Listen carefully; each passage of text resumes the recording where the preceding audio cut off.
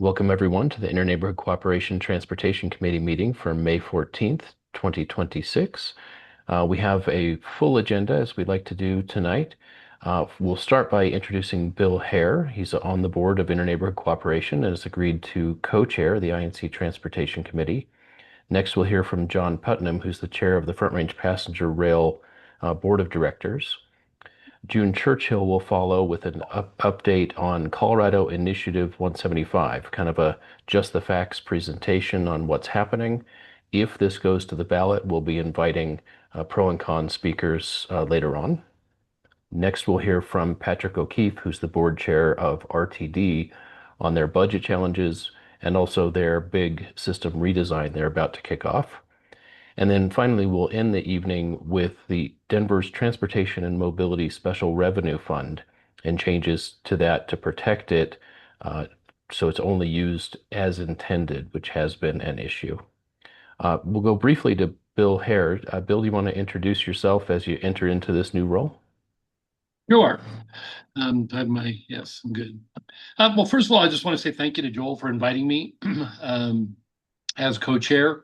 I'm actually new to the board of Denver Inc. Very excited about that. I am the vice president of the West Highlands RNO, West Highlands Neighborhood Organization. So have been involved in both West Highlands and Sunnyside, primarily in land use and planning. And so I'm looking forward to this transition to transportation. And part of what brought me to it is we've got some transportation concerns and frustrations within our RNO. So I've been doing a lot of discussions within Denver Inc. about that. And as long as I had an interest, Joel kind of buttonholed me. But I'm excited about it. I'm excited for what Inc. has ahead of itself with the partnership that they've developed with University of Denver and with the Aspen Institute. So look forward to seeing all of your wonderful faces every couple of months for the foreseeable future. Thanks so much, Bill. Thanks for volunteering. I'm going to stop sharing my screen and turn the presentation over to John Putnam to talk about Front Range Passenger Rail. Thank you, Joel, and thank you, Bill, and welcome on as co-chair. So I'm John Putnam. I'm the board chair for the Front Range Passenger Rail District. Have been chair since January and on the board for about the last 3 years. And so wanted to provide an update on the district. There's been a lot of exciting news about joint service and then a lot of discussion about potentially going to the ballot later this year. So do have a presentation, but encourage folks if you've got questions along the way. I want to make the most of this time, knowing that you do have a packed and fascinating looking agenda with good folks and critical topics. So with that, I'll just jump right in. I can get this working properly. So just a quick, what is the Colorado Connector? Which is the name that we've picked after an extensive public process. We had more than 25,000 people weigh in on different names for a service name, knowing that Front Range Passenger Rail District is a mouthful. I say it all the time and I still trip over it. So I want to have something that is friendlier, describe what we have, and it really is designed to connect the Front Range north and south in an inner city service. And so we're excited about the new name, excited about rolling out some branding related to that, but perhaps more importantly, actually getting to a point where we're developing a meaningful new service or return of a service that was actually instrumental for the development of the Front Range in the state of Colorado, and we lost in the 1960s. So we're excited to create that option. So a little bit about the district. In the 2021 legislative session, the General Assembly passed a bill signed by Governor Polis to create the district as a separate entity. We're a successor to the Southwest Chief and Front Range Commission that was housed within CDOT. And really, I think created with a sense of mission from the legislature that there's been discussion about restoring passenger rail service along the Front Range for decades now. And we actually need to move from less talking and more actual implementation. So we do have a statutory direction to plan, finance, construct, and operate an intercity passenger rail system, starting with the first deliverable piece between Denver and Longmont to cover the unfinished piece of the Fast Tracks ballot initiative from 2024. But also to work closely with RTD, to work closely with CDOT, the freight railroads, Amtrak, and jurisdictions up and down the Front Range to make this happen. Our key authority, knowing that none of this happens without funding, is to refer a tax measure to the ballot. We can refer either a sales or property tax measure. Nobody seems to be referring property tax measures, so we are taking a look at a possible 2026 tax measure that would be a sales tax measure, and that's a big part of what we're focused on in the next little bit. So just a quick background for folks who may not be familiar with the distinction between intercity passenger rail versus regional or commuter rail. It is a federal distinction and jurisdictionally, fits between funding and regulation that might either come from Federal Transit Administration, which is primarily what RTD works with, versus the Federal Railroad Administration. And so commuter systems, tend to be shorter, tend to have more stops, tend to move not as quickly. The A line, the G line, some of the other lines that RTD operates are a good example of those. Whereas intercity service is designed to connect larger cities, larger areas with more widely spaced stops. And that's what we've been charged with planning by the legislature. That being said, and we'll talk a little bit more about the joint service initiative that we've been undertaking with RTD and CDOT, knowing that part of what we're trying to do is complete the blank on at least part of the Fast Tracks initiative. We have a bit of a hybrid that we're looking at with joint service between Denver and Fort Collins that will pick up some of the stations between Denver and Boulder that were part of the Fast Tracks proposal. We're not part of the traditional intercity service. So Louisville, Westminster, and Broomfield will have stops starting in 2029 under that area. So they both provide important functions. They provide somewhat different functions, knowing that the intent of this rail is to connect up and down the Front Range, not necessarily to have a more local service, but we also know that people will use it within the metropolitan area here. So talk a little bit about big picture phased approach. One of the early decisions that was made even before I got to the board was really to focus on use of the existing Class 1 railroad tracks, BNSF between Denver and Fort Collins, and then joint tracks between Denver and Pueblo, and to kind of use unused capacity on those lines. A lot of that capacity is opening up as freight for coal traffic has gone down, as less coal is being burned. There's a lot fewer trains on all the segments of this area, which opens up more opportunities for passenger rail. So we're thinking about this in two ways. The first is a first phase, which is joint service, which is combining the resources, the expertise, and the capabilities of RTD, the CDOT family, and then Front Range Passenger Rail to start service between Denver and Fort Collins using existing funding. Some of that will come from the Fast Track Savings Account, the FISA account from RTD. A larger chunk will come from two fee measures that were passed by the legislature in 2024, one on rental car fees, the other on oil and gas extraction activities. There's additional funding in there for transit, and I'm sure you've had conversations about some of those funds that will go to RTD, but this focuses on very specific set-aside funds for passenger rail. So that service that was the subject of a lot of announcements over the last few weeks. The state, RTD, Front Range, and BNSF have come to terms on a term sheet with financial information on what it will take to build out the first three round trips between Denver and Fort Collins starting in 2029 for a capital cost of about $330 million. We'll be working over the next bunch of months to fine tune that. RTD and the other five boards that were involved supported that term sheet late last month.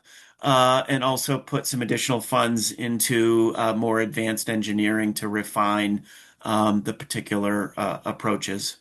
So to build off of that first phase, the first three round trips, that's where the Front Range Passenger Rail District is looking at a ballot measure that would provide a new source of revenue that would allow us to build not only from Denver to Fort Collins, but expand south to Colorado Springs and Pueblo, and then increase the number of round trips from 3 per day up to as much as 10. And we're working now very intently to kind of determine the right balance between what's affordable and something that will be transformative. And so we're working through that right now.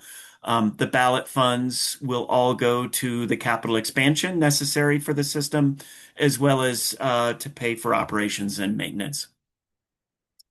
So a quick note, talked a little bit about joint service, and as mentioned, we'll have 8 stations starting in Denver Union Station. Denver Union Station will be our bedrock and hub for the entire operation, both the start and as we evolve. But adding stations along the BNSF Front Range subdivision. It's about 69 track miles. As you take a little jog over to Boulder to the west, following the additional area or following the existing track that's there.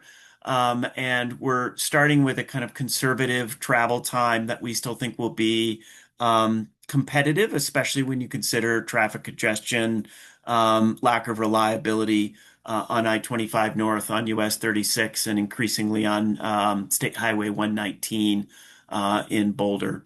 And as mentioned, we're looking to deliver that in 2029 based on the availability of funds and the negotiations with BNSF.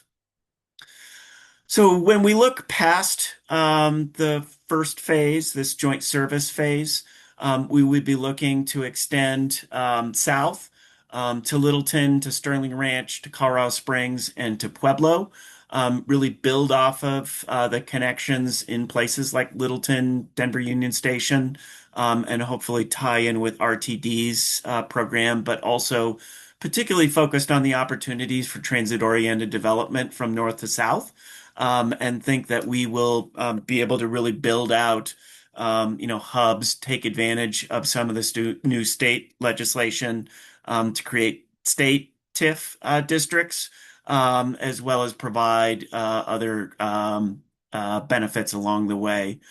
Can talk a little bit about some of the technical details if folks have questions. We would likely start joint service with existing Amtrak equipment. There's no way we'll get new equipment built within 3 years, but hope to move to a procurement with new equipment, most likely to be dual mode equipment, given that the railroads are currently deaf on adding electrification and wires over their active freight lines.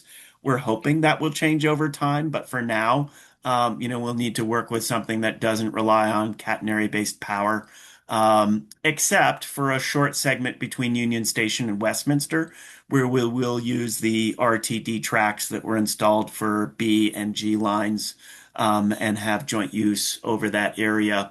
That'll provide both time savings and also will be a big win for the railroads to deconflict out of their yards as they exist to the kind of just north and west of downtown Denver as you leave Union Station.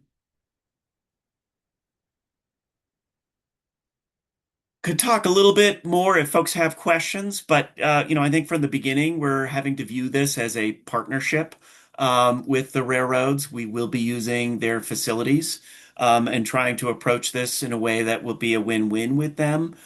Previous attempts to kind of push hard and force one's way onto the railroads have not met with success, either with large delays or a large increase in cost.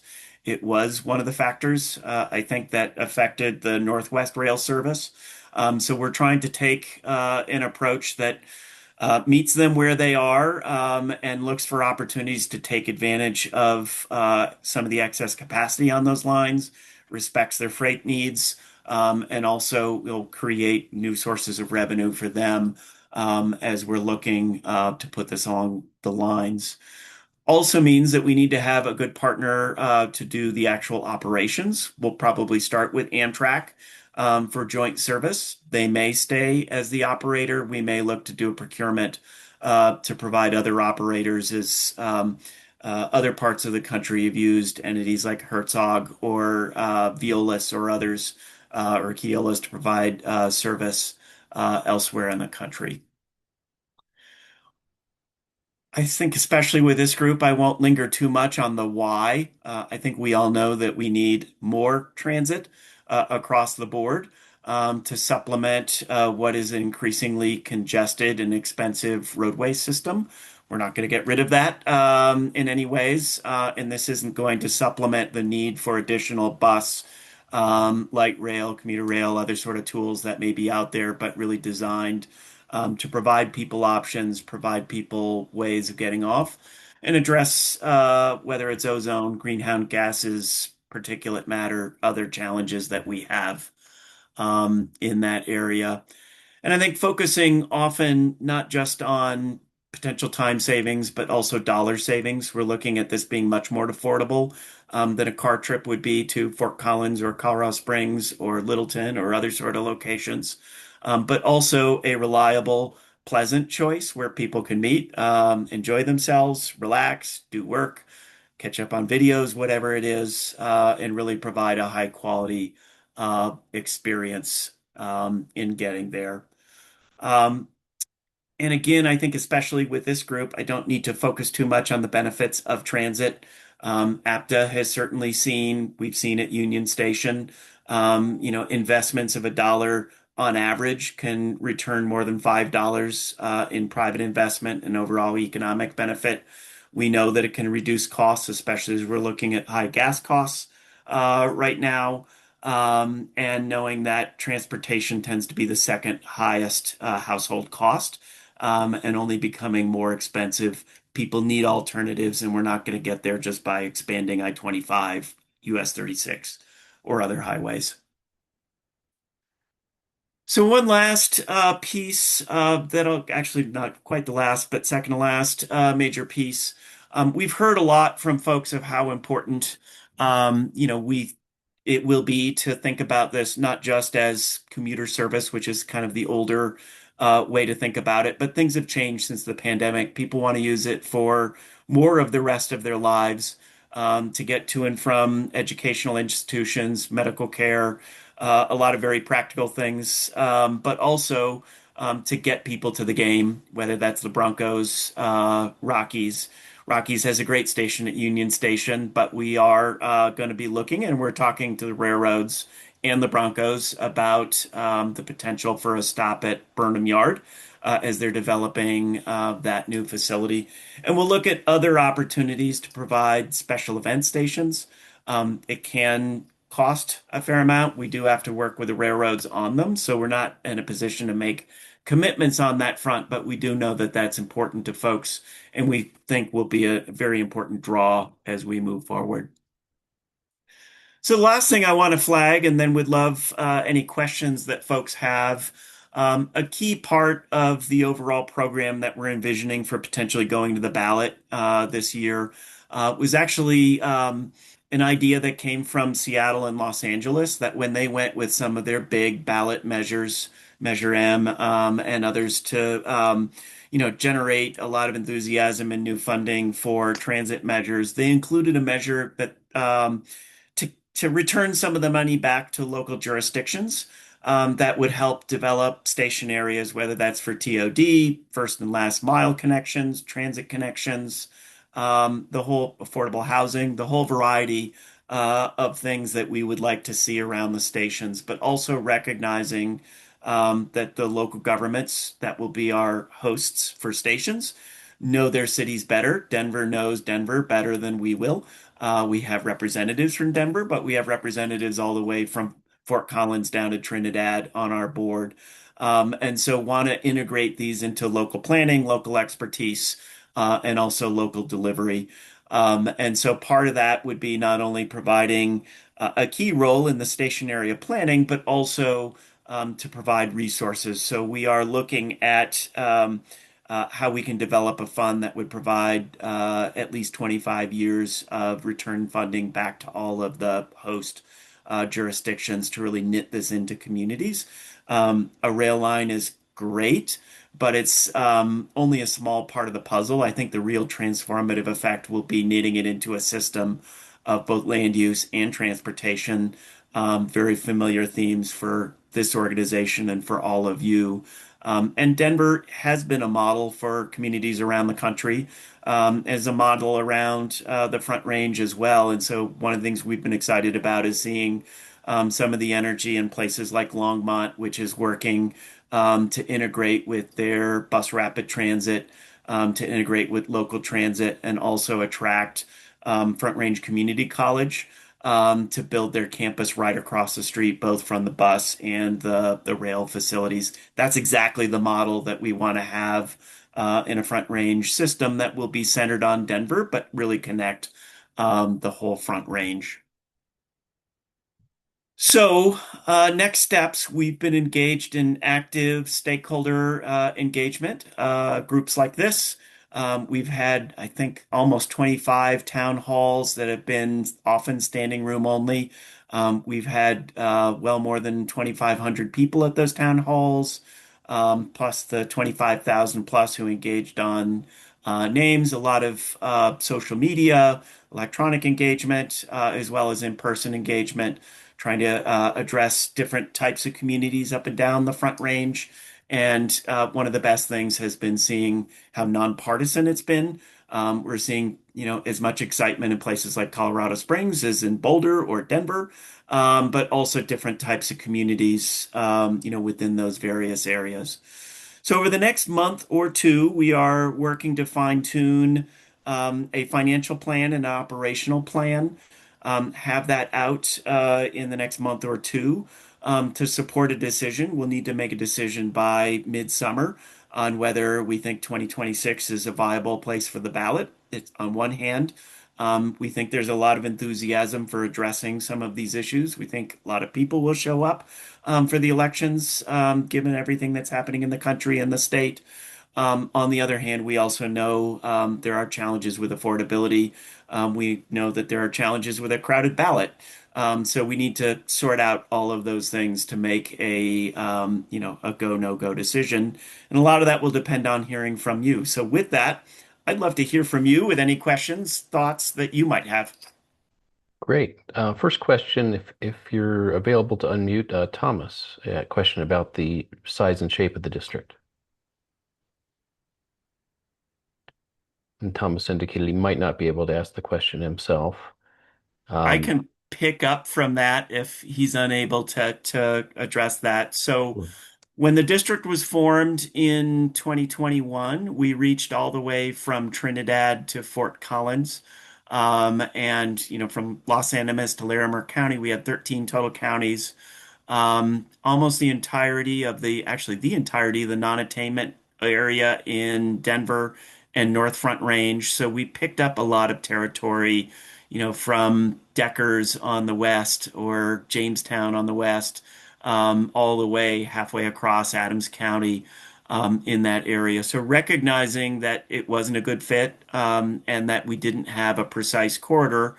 Now that we have a corridor, we went to the legislature this year, and the legislature did just pass yesterday a measure that would reduce the size of the district to the host stations, as well as areas within close proximity to those close stations. So we'll still be the largest special district in the state, but slim down considerably to those areas that will see the greatest benefit, from this roughly a 5 mile catchment area from the station areas. Thank you. Kayla has a question about job creation. Kayla, do you want to read your question or share it? Sure. My question was, I know that the jobs are going to be through BNSF Railroad, but being that a lot of the construction is going to go through a lot of our communities, how can we ensure that people in our communities obtain some of those jobs? Because it's a booming industry. We're going to have that until it's completed, and then you're going to need conductors and things after that. And you're absolutely right, Kayla. And so the construction will need to work on the kind of rail lines themselves and signals and other sort of pieces. We will need to work through the railroad since we're working on their property. But we have been having conversations with them about how to make sure that there will be good jobs out of that, and how we can look at some of the localizing those jobs. And so those conversations will continue. Jose Soto is a member of our board and comes from a labor background and represents labor interests, and we've been having a lot of conversations about that. But beyond that construction, that's actually just on the kind of physical rail line. I actually think there's probably going to be more construction for some of the TOD station development, station area, first last mile connection, and other sort of things that will be outside of the railroad control and probably controlled by the municipalities that are the host for those stations, or entities along that. So that'll be another important source of jobs, and I think those will tend to be more local jobs. And then finally, as you note, we'll need someone to actually operate the trains, conductors and engineers, and the people who are doing maintenance and other sort of things along those facilities. So we'll be working with Amtrak to begin with, and then any operators along the way, to make sure that those people would be based here. We're not going to have conductors from commuting in from Chicago or Seattle or somewhere else. And so there will be opportunities for good jobs here, and want to have conversations with about things like apprenticeships, other sort of things to kind of bring people in to take advantage of those opportunities and make sure that local communities can benefit. Thank you. Lucia is in a noisy place, so she asked me to share this question. You spoke early on about the time it takes to build new train sets, and so using existing ones. Her question is just generally, why does it take so long to build trains? Boy, if I had that answer, I'd probably be a millionaire or something. So it's a great question, Lucia. I think there's a couple of good reasons why it takes so long. The first is there are actually only three entities who are manufacturing passenger train sets in the United States right now. And they have limited factory capacity, and it's largely spoken for. So it's hard to kind of get in the queue to be able to build those facilities. But because of FRA and other regulatory requirements, it also takes a while to actually build out those train sets, deliver those train sets, and then the procurement process can take a while. So the kind of general word on the street is it takes about 5 years to get from getting ready to go to having trains on a line. I think there may be ways to shorten that in the future, but for now, we're trying to be attentive to those realities. And that may actually work somewhat in our favor because we also know that some of the technologies are becoming more advanced to provide more energy efficient, cleaner train sets over time, nicer train sets over time. So may actually cost us a little bit in time, but actually enable some more opportunities for better equipment. Thank you. I don't see any more questions. I'll just end with a couple of my own. Early in your presentation, you talked about commuter rail versus this longer distance rail and stop spacing. Um, And it looks like there's been some, compromise back and forth in order to pick up the obligations of RTD in joint service by adding, I think there were 3 stops in between Denver and Fort Collins before. Now there are 6 stops in between, and the time has gone from an hour 10 to an hour 40 for that stretch. Can you talk about that tension between stopping often, which people want? People want the train, and time competitiveness versus Yeah, driving, of course.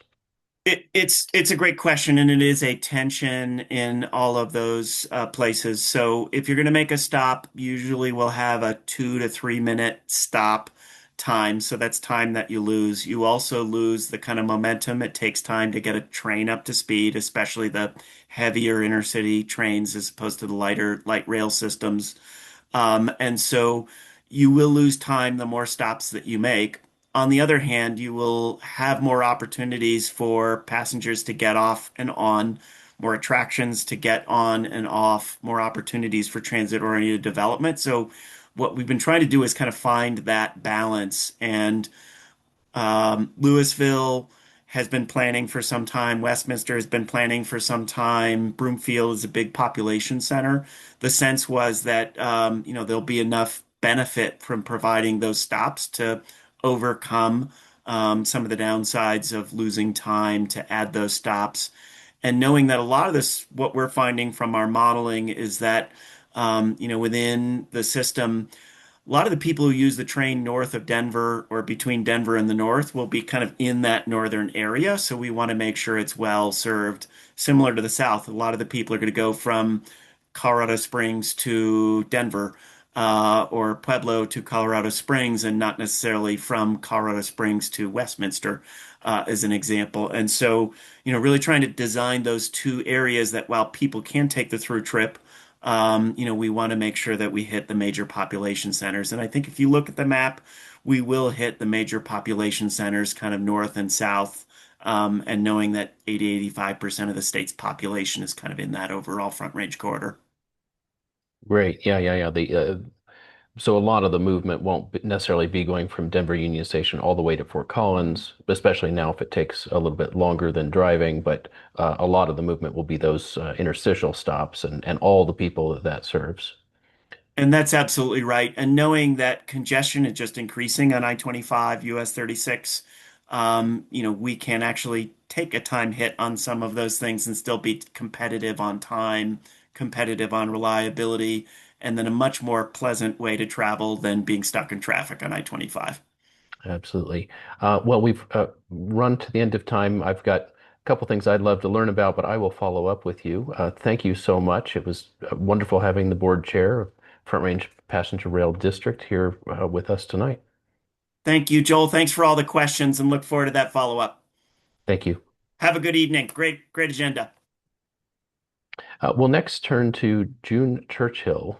June has agreed to sort of pitch in here with some late breaking news at the state about a group that's trying to run a ballot initiative. I'll be sure to correct my language once June shares the correct language, but that could really change how transportation funding is done in the state, but also as a knock-on effect, impact a lot more. So what I advertised in the agenda is this should be, what's being proposed, who's proposing it, what impacts would it have, and later on, if it in fact does reach the ballots, we will invite people to argue pro and con. But to bring us up to speed on what's going on, happy to have June Churchill here, who's a co-chair of the DOTI Advisory Board. Thank you very much, Joel. I'm going to see if I can get my slide deck working real quick. Looks great. Okay, I think you're seeing also the top bar, which I'd prefer not to do, but we'll just get on trucking. So, as Joel said, my name is June Churchill. I am the co-chair of the DOTI Advisory Board. I am also a legislative aide at the state capitol. I've been working in that role for 3 sessions, but I've been in the state capitol for 4. I've also previously worked as a volunteer lobbyist on transportation topics back in the 2024 legislative session when all those big bills about transit passed. So and also this past session, of course, with all the budget cuts, I was working pretty extensively on my office's budget amendments. So I also got some materials about Initiative 175, and I wanted to just run through, what is Initiative 175? What is it? Who's behind it, and what would it do? And I also have a big old stack of supporting documents for folks who've got questions. So let's start with what Initiative 175 is. Initiative 175 would add, now this is not the entire text of it, but this is one of the important parts. It is a constitutional amendment that would add certain language to our Constitution. As such, it would require a 55% yes from Colorado voters this November if it is put on the ballot. In order to get a constitutional amendment on the ballot, the supporters of Initiative 175 need to get a certain number of signatures from every single state Senate district. They've not yet reached that threshold, but they are working towards it. So it's very possible that this could be on your ballot this November. So what does Initiative 175 do? It would add Section 22 to the Colorado Constitution in Article 10, which is the section dealing with revenue. And it would, in fact, do two important things. It would require that any state revenue collected to support road transportation must be spent on road transportation. And it would also require that that road transportation is expended consistently with the Highway Users Tax Fund. Now, let's break this down. So let's start with, what does state revenue collected to support road transportation mean? This means, this is defined in the initiative, all sales and use or excise taxes or fees imposed and collected by the state on motor vehicles and motor vehicle fuel. So that includes things like the gas tax is a good example. It also includes things like the road usage fees that were approved in Senate Bill 21260 from a couple of years ago. It would also include the rental vehicle fee and a lot more that we will get into. In addition, the state imposes a statewide sales and use tax. This would divert 2/3 of that sales and use tax specifically from the tax collected from motor vehicle parts, equipment, materials, and accessories. Currently, that sales and use tax goes into the general fund, and we will break down exactly what this means. And you can see here, so I pulled this information on revenue from the fiscal impact statement that has been prepared by the state legislature's legislative council staff, which are our nonpartisan staffers, to help us analyze the fiscal impact of bills and initiatives like this. And what they determined is that this would result in a total of $2 billion of diversions, which would result in a total $2 billion increase to the amount that the state is spending on roads. Specifically, and we'll get into exactly what that means, but that's the big number, $2 billion. I'll also clarify, you see here, out year FY 2026-27 and out year FY 2027-28. Importantly, that total expenditures number, we like to look at the second out year in the legislature because that actually reflects the full year fiscal impact. Usually the first out year only reflects half of the fiscal year. Because this change will go into effect on January 1st, but our fiscal year starts in July. So basically, the second out year number, $2.1 billion, is the actual impact on the state budget on an annual basis. So let's go ahead and get into what this actually means. So there's three parts of this: the general fund, the highway users tax fund, and other transit-related cash funds. We'll get into each of those. We will start with the highway users tax fund. So this is the tax fund which forms the bulk of CDOT's funding, which is the Colorado Department of Transportation. The highway users tax fund is also diverted. It is 60% to the state. I believe it is 22% to counties and 18% to municipalities. And John Putnam can correct me if I'm wrong. He knows more about this than I do. So this is broken down into a couple different revenue streams. Fuel excise taxes, that's what you pay at the pump. Road usage fees was imposed by Senate Bill 21260 a couple years back. Registration fees, so that's what you pay in your car every single year. And then about $100 million of other taxes and fees would be diverted by this measure. So what are those other taxes and fees? I've got things like the retail delivery fee, the daily vehicle rental fee, oversized overweight fees, interest, DUI fines, right, and other miscellaneous revenue. These all go to various different programs, and I will go through what this would actually in effect, be diverting money from, because all the money that you see here is being used for something else right now, rather than just strictly highways. So part of this goes to Denver, and one of the effects of Initiative 175 is it would also limit what Denver's share of the Highway Users Trust Fund can be spent on. So currently, our share of the Highway Users Trust Fund here in Denver is $22 million. This current fiscal year, we're expecting $22.8 million. Now, this would increase because this total size of the HUTF would increase by $1.3 billion. So we'd get a higher pass-through. But as I get into what the HUTF can be used for, you'll see that the actual allowed uses will decrease. So basically, the size of the pot increases, but what it can be used on will shrink. And yeah, just to illustrate the point, there's about 10% of what Denver spends in our capital improvement fund, which is the fund within the city budget that pays for things like roads and for rec centers, and all other sort of physical infrastructure that the city maintains. So let's break down what are all those. So that's the HUTF. What is getting pulled from that? Let's talk about those other cash funds that were mentioned. So it's all these things: the state highway fund, the license plate cash fund, the post cash fund, most fund, air account, all this. I want to highlight in particular the drives fund. That's what funds the DMV, and the MMOF, the multimodal options fund, which funds things like pedestrian and bike infrastructure and transit infrastructure. I'll also highlight the post board cash fund. That is the Peace Officer Standards and Training Board. They are the ones who maintain safety and training standards for all peace officers or law enforcement in the state of Colorado. So let's also talk about general fund. This would divert $539 million from the general fund. So there's no specificity granted in the initiative as to what this diversion actually means. And the proponents of Initiative 175 really have said, not our problem. We're taking this money from the general fund that's from sales and use taxes paid on motor vehicle parts. This should go to roads, but that money is currently being spent on something else in the general fund. So just to illustrate roughly what that looks like.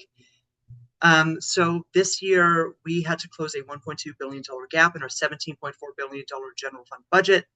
A $539 million diversion exacerbates that, and we're also facing about $1 billion budget shortfall every single year due to something called the structural deficit, which I can explain, but I'm trying to make sure that we've got plenty of time for questions.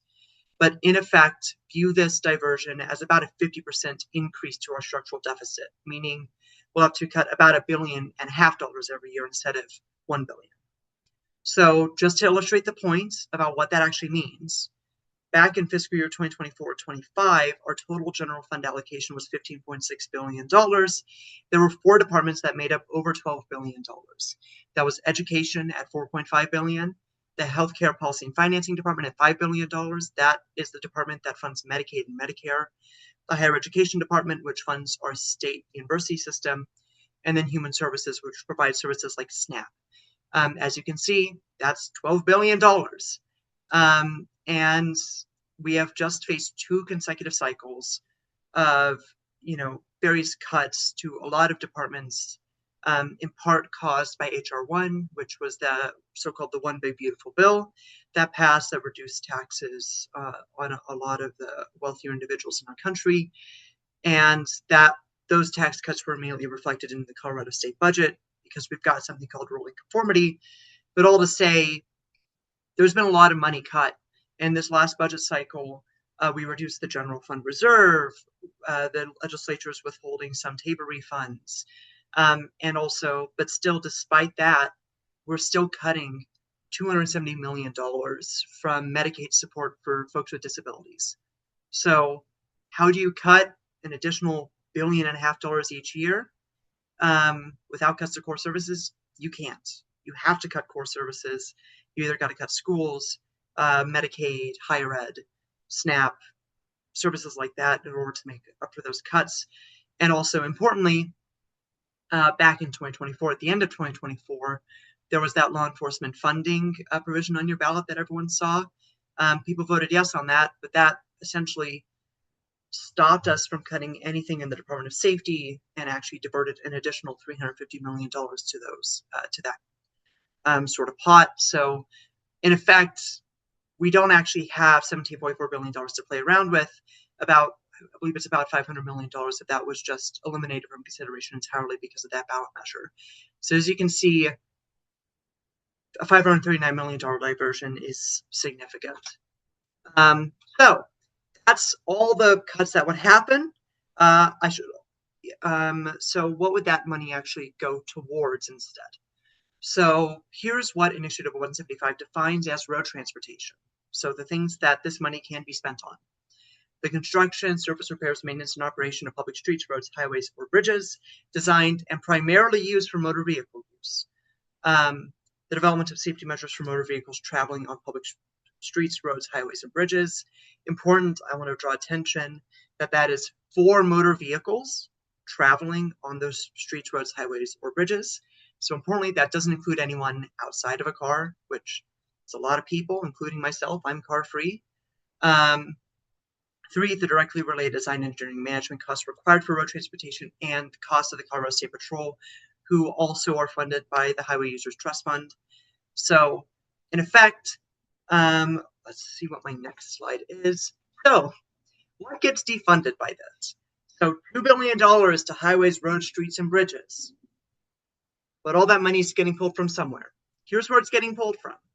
The DMV are funded by the Drives Fund. So cutting $67 million from the DMV would be the result of this initiative. 2 is pedestrian projects.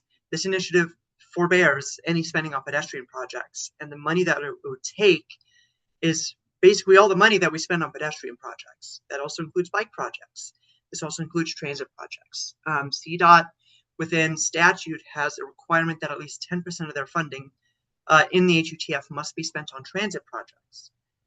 So the BRT system, particular federal BRT, Colfax BRT, their funding within CDOT would essentially evaporate overnight. Passenger rail, you just saw a presentation from John Putnam. That joint service that he was talking about is funded, at least on the state side, by those rental vehicle fees and by oil and gas fees in particular. You could make an argument for, if you were trying to divert that funding to highways, that the oil and gas fees that were created by Senate Bill 24230 are in fact for motor vehicle fuel, and therefore divert that money and kill joint service. And it would also kill, so RTD is about to undertake a short round of service expansions before anticipated service cuts. Those service expansions are also from that Senate Bill 24230 money. So by taking away that money, you're also very likely going to see additional cuts to RTD service. Mountain Rail is also funded out of those funds. So is the Winter Park Express in large part, and so is busting. There used to be a pilot project expanding funding for busting, which brought the system to where it was.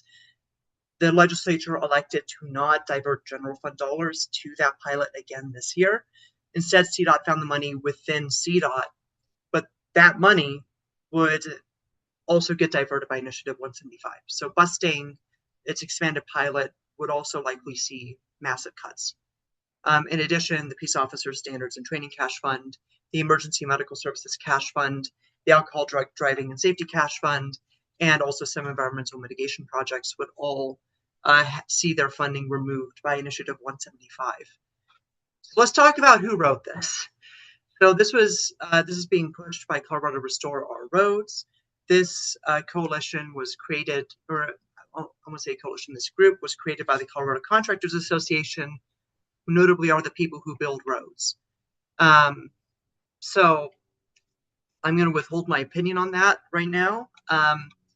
Let's ask who currently opposes Initiative 175 or all these groups. You can go down the list. It includes groups like 350 Colorado's, Centennial State Prosperity, various elected officials, Bicycle Colorado, the Bell Policy Center, ATO 1001, who's the RTD union, the Colorado Education Association, who's the largest teachers union in the state, the Hospital Association, the Nurses Association, of course, transportation-related organizations like Greater Denver Transit, which full disclosure I'm in leadership of, Drive Clean Colorado, it's proposed by county commissioners, which is CCAT, counties and commissioners acting together, various environmental nonprofits like the Sierra Club and Conservation Colorado, and a lot of organizations here. And I'll also say I have not discussed, I'm withholding for time, House Bill 1430, which I've got right here. This bill, in effect, neuters 175 by massively reducing state revenue for transportation if 175 passes, to sort of remove the incentive to push 175. And I can do my best to answer some questions on 1430. This just passed out of the state legislature yesterday. So I haven't had time to read all the amendments that were incorporated in this bill. But in effect, there's a lot of stuff happening around this. It's a pretty impactful ballot initiative. And also, if this gets passed, it is in the state constitution. In order to remove something from the state constitution, you'd have to either go back and get signatures from everyone, or get a 2/3 majority of the state legislature to put a repeal on the ballot or an amendment on the ballot, and then it'd have to pass again statewide. So the ability to actually modify the language of Initiative 175 to be less onerous potentially is not possible because it's a constitutional amendment.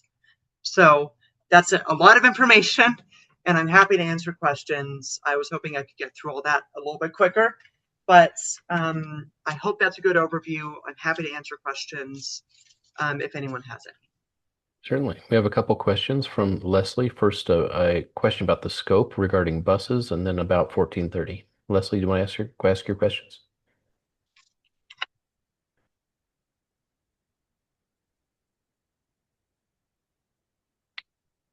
I don't know if Leslie can come off mute. Okay. The bus question seems to be in terms of what the scope is, if they're road transportation. Buses run on roads, but operations of buses don't seem to be in scope for what's allowable with this diverted money. So Yeah. how do buses fare with this? And I think you may have mentioned this with Bustang already. Yeah, so what is used in this section is that, so one of the definitions of, okay, so busting requires operational money from CDOT.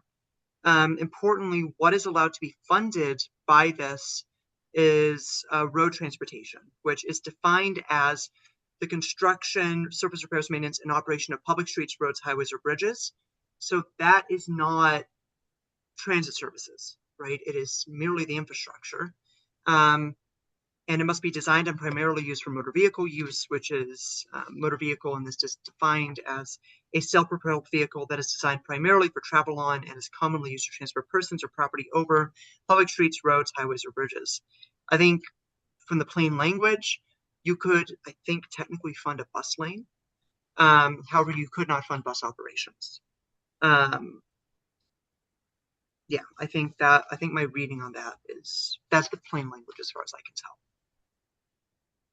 And then 1430, I mean, would it be fair to say this is sort of a poison pill that if Initiative 175 passes, then redirecting how much funding is coming in for transportation, 1430 would spring into action and just reduce the amount of funding coming in for transportation, which neither the proponents nor anybody else should like. Exactly. I kind of view 1430 as somewhat of a nuclear option, in that what it does is that, in effect, Initiative 175 decreases state revenue.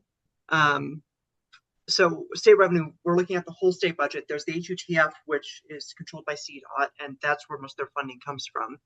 What the House Bill 1430 does is it touches the other $700 million that is coming from the state budget, right? So not just within CDOT, but for all the other programs. What 1430 does is, in effect, it reduces state revenue by $700 million, right? So all of the money that would be diverted from the state budget to the contractors under Initiative 175 would essentially just get killed. That's what 1430 does. It does this by reducing the gas tax, reducing the special fuel tax, reducing the road usage fee. Yeah, so that's sort of what it does. And I think it's fair to say it is a poison pill. That's exactly what it was meant to do, was to basically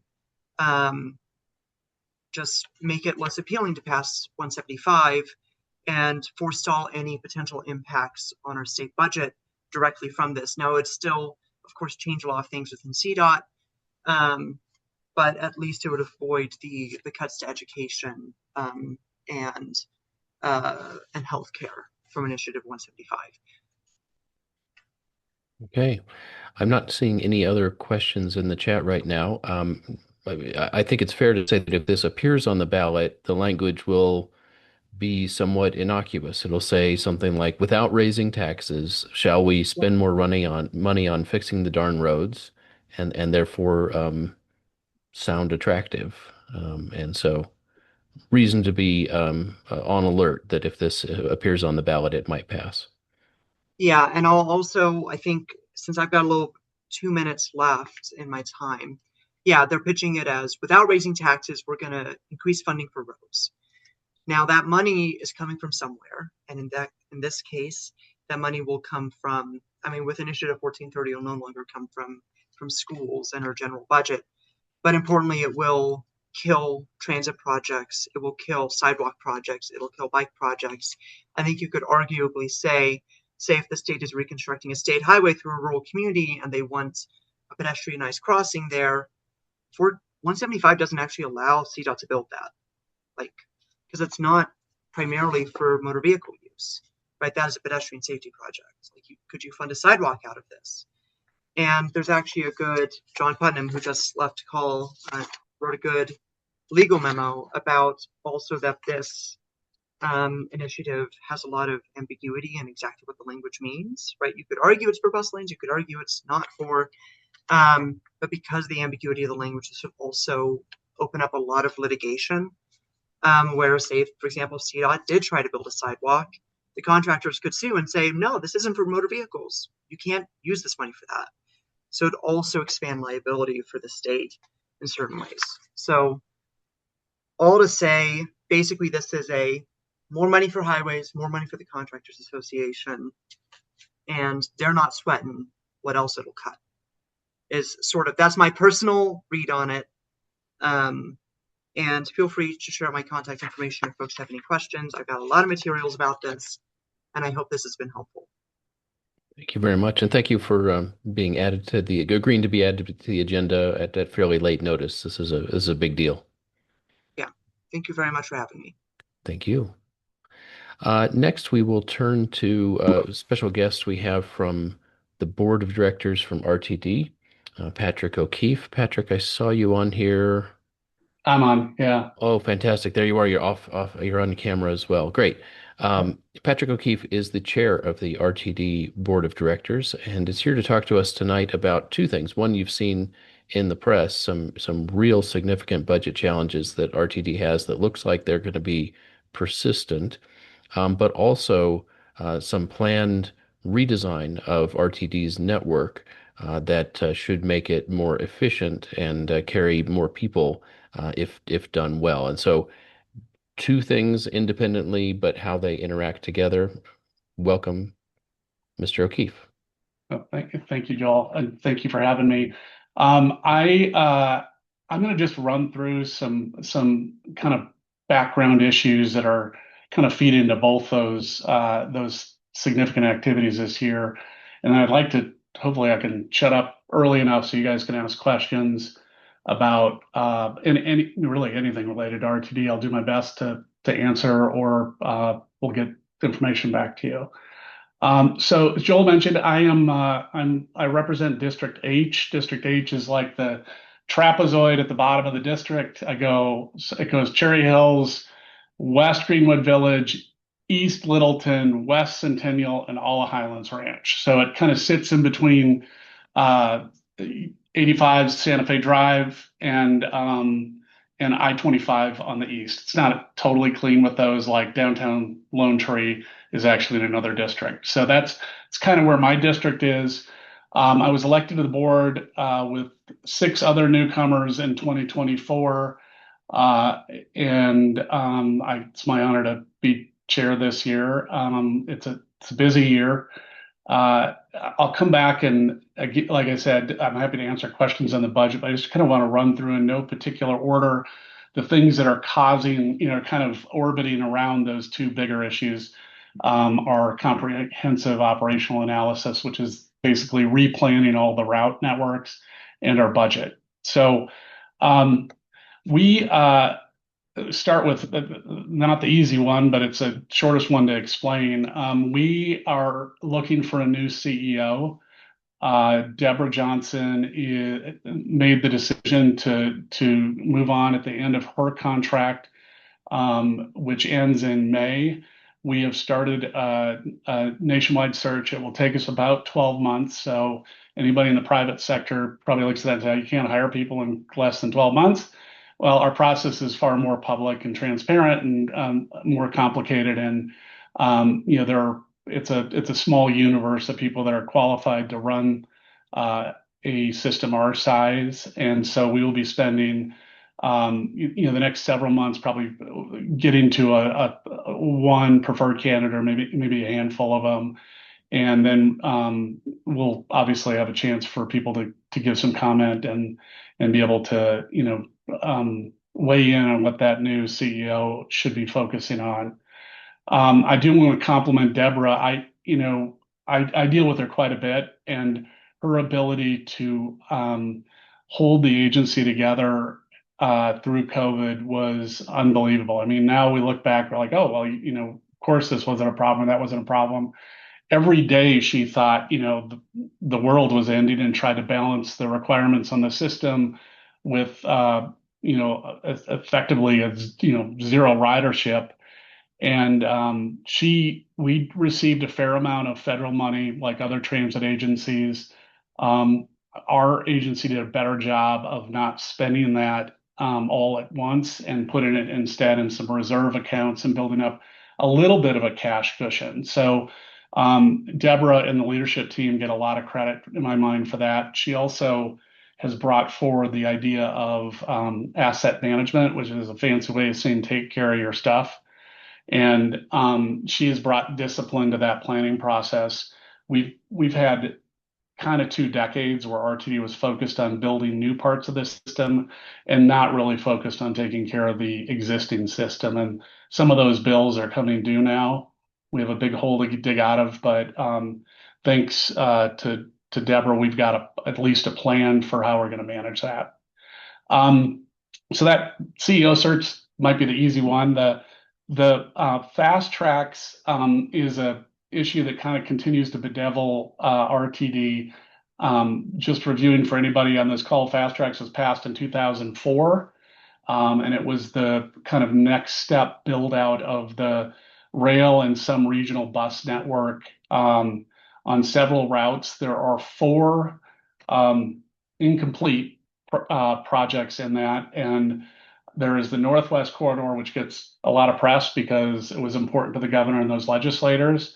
The N line, which is the line that runs north out of Union Station on the east side of I-25 up to its ultimate endpoint, which we have not built yet, Colorado 7. So it's a pretty straight line and a really good, interesting alternative to I-25 for some potential riders.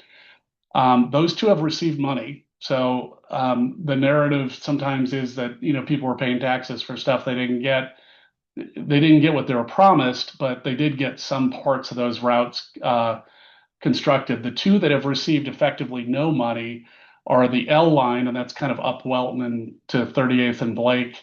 That's probably the most difficult to build because it goes through neighborhoods and would be highly impactful. And then there's the Southwest Corridor, which terminates right now in my district at Mineral. It was supposed to extend into Highlands Ranch, and may be a surprise to people. I actually am probably the biggest doubter of the value of that line. It's about a 3-mile extension.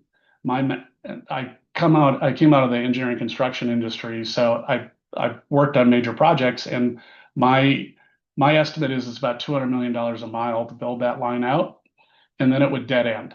The end would always be Highlands Ranch. You couldn't build your way out of that cul-de-sac or whatever you want to picture it as. And so I'm more in favor of kind of looking at alternative ways to meet the needs in my district and southern communities, but keep that light rail on the west side of the Burlington Northern Track as a potential companion or alternative front range passenger rail on some of the localized stops. So the problem with fast tracks is we did promise and we did tax, and we taxed for specific promises. And I never want to let go of our obligation to try to fulfill those promises. But I also will tell you there is no way we ever get enough money in our current budget and revenue sources to ever build that out. We never get $1 billion dropped in our lap, and it probably would take 2 billion to finish it. That never happens. And so I want us to be honest about where we are and start working with communities on alternatives. John Putnam's has been a great person to work with. And I view joint service as an example of that. We kind of changed the paradigm. Well, RTD can't do it on its own. What if we merged together, a front range rail network, served the missing links or the missing stations for RTD along the Southwest Corridor, and then it's joint service, but it's basically using an asset to deliver both intercity service as well as intra-district service. So I'm very excited. That's probably 1/5 of the cost that it would have taken RTD on its own, and it could have very well been higher. So the challenge with these communities is, people have been taxed, but the world has also changed. So that was 25 years ago. I mean, I got a college senior that, pretty much his entire life has been since Fast Tracks was passed, and he's graduating from college. That's a long time ago. We have 1 million more people living in the Front Range of Colorado than when Fast Tracks was passed. And so that plan is not adequate for our current situation either. So we got a budget problem and probably a use case problem, and we're working on alternatives. And I specifically the end line, I think, is the one where I've spent some time working with some local folks. That's obviously a great asset. It ends in Denver. It's a great asset for our system, and I hope we'll be able to announce some ideas going forward and build up that system. The L line and the Southwest Corridor we kind of need to set aside for a second while we're solving these other issues. So the challenge is we're doing this against a budget backdrop, which is my third big issue, probably the one that most people will have commentary at or questions about. You hear the word structural deficit. That's not something I use in my normal life, but it just basically, as John Putnam and June did a better job of explaining than I ever would, is it means that you have a problem year over year. It's not a one-time gap that you fill and then you're through and you get going forward, you don't have a problem. We're short money, and it gets worse every year going forward. Our revenues from the sales tax, which is our biggest source of revenue, just aren't keeping up with our costs. And so we need to do what we can right now, I think, to get the system more efficient. I'm particularly focused on some of the support functions, some of the contracts we carry, some things that we can reduce that hopefully would have minimal impact on riders. And then we've got potentially some revenue sources that we could look at right now. We own a lot of land. That land is, probably never going to be used for something for RTD. We don't need all the park and rides that we have built out now. And so working with communities to try to pull that, figure out how to, turn that asset into money for the RTD, but also turn it into a usable asset for the counties and cities that it's in, where it's effectively zero on their tax base. So that's kind of the things we can do.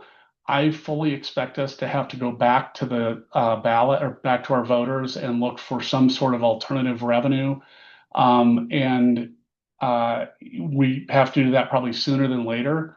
I will note we are not in a crisis this year. Like, this problem doesn't hit us in the face this year, but it does in the near future. So we're not in an emergency crisis, but we are in a kind of high alert status to try to get our spending just reduced enough to buy us more time to build out a compelling story for voters for whatever else we need. The state, as Jim has noted, also has some new funding programs for us. That's great.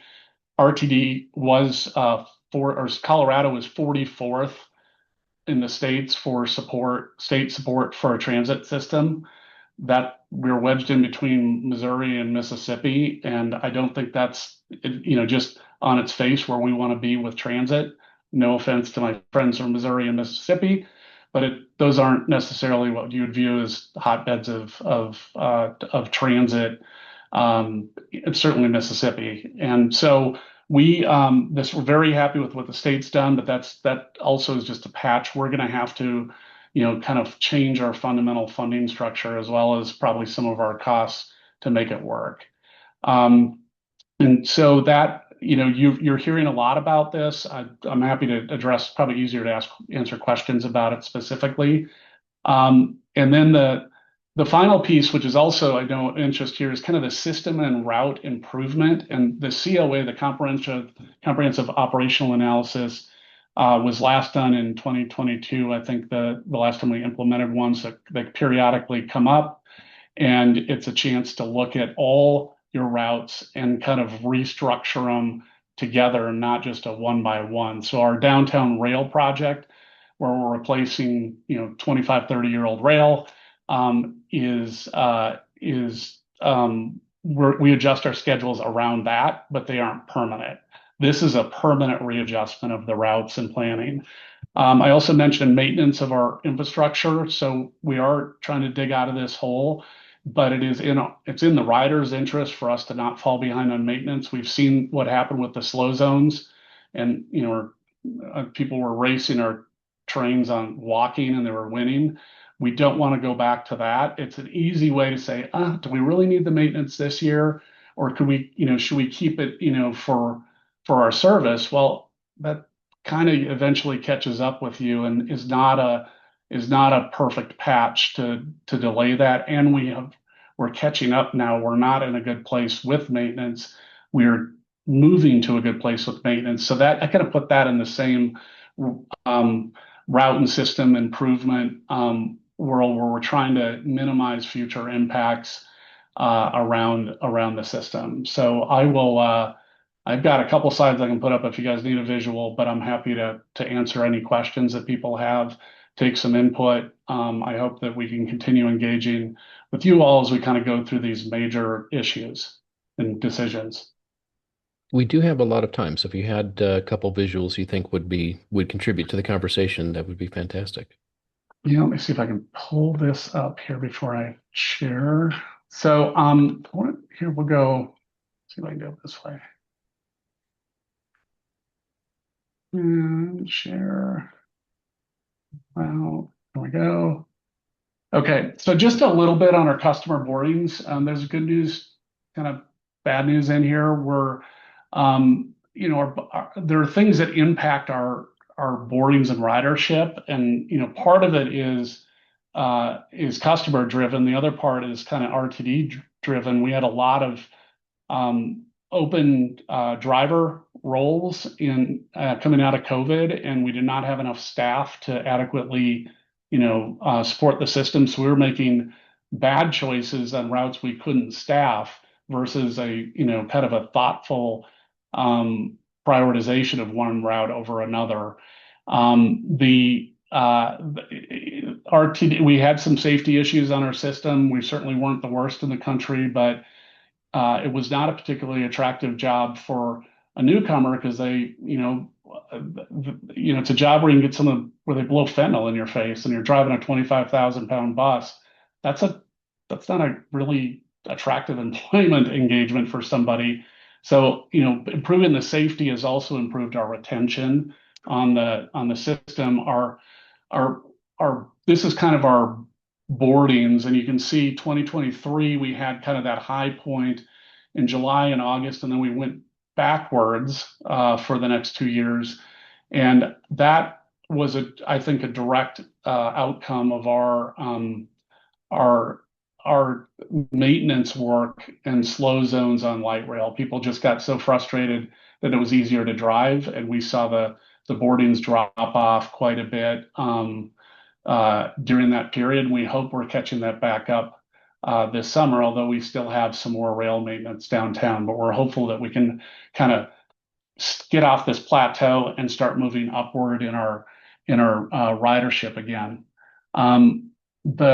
Oops, I went the wrong way here. On-time performance is another thing that obviously is really important if you're counting on RTD to get you to work, but you could drive. You're probably going to give us one chance. If we don't have a train when you expected it, you're probably going to get in your car and not give us a chance for a while. And so that on-time performance was impacting it, but there were, as I mentioned, there were other issues driving that. This is another way to look at I wanted to go the other way, sorry. Here we go. So you can see, it's when you start to pull it apart, there are, you can see those rail maintenance months in the middle where other routes, other lines are still kind of directionally going up. That was a flat drop, and those are almost entirely on the light rail system. So I think we're making progress, but we are not to a perfect solution yet. Our bus operations, you can see our service availability is basically did a bus driver pick up the bus and are they running it versus a route that we couldn't staff or something happened, the bus broke down or something where we dropped a route. 99.68% is a pretty high percentage. The on-time performance a little bit lower than we want. This is just whether or not your train was, I think the standard we use is more than 5 minutes early or more than 10 minutes late. And so it's a little bit of a charitable metric for us. That's a pretty big 15-minute window for us to come in on time. But you can see, we're doing okay, but that is something that we know suppresses ridership and causes chaos in people's lives. And so continues to be a point of focus. Rail operations, again, we had a really big, we're doing great. We've moved this up in service availability and our on-time performance. You can see kind of that the better comparison is kind of, last year and maybe, the beginning part of this year where we jumped, 5% and now and we're headed upwards in that trend too. And then I wanted to put in these are our periodic service changes that we do 3 times a year. This is not look at the whole network again. These are the changes coming in June. The Restore C line to operate between Mineral and Union Station, that is a direct outcome of our rail maintenance downtown. And we publish these, but it gets confusing between the periodic things that we do during a year versus the once every half decade kind of review of the entire operational system. We're just finishing up. I thought this might be interesting. A bus stop infrastructure assessment where we're looking at a whole bunch of different categories of. I thought I had the list here. Yeah. So oops, I went too far. So this is our calendar. We've been out doing an assessment. Some of this is literally like going out taking pictures of bus stops. We don't own the vast majority of our kind of bus stops. They're managed by other people. Some of them we are responsible for, but we're working with businesses to see if there's a way we can create an incentive for people to help us maintain the bus stops and make them a welcoming environment. A lot of them are not that way right now. They have broken glass, they're dirty. There's trash not getting picked up. And so this is something that is going on right now. We should have a final report and then start figuring out how we're going to address the low performing stops. And then the final thing I just wanted to give the outline of time on our comprehensive operational analysis. This is the big review, every half decade or so. It has just started. There will be massive stakeholder engagement on this, and it will go on for months.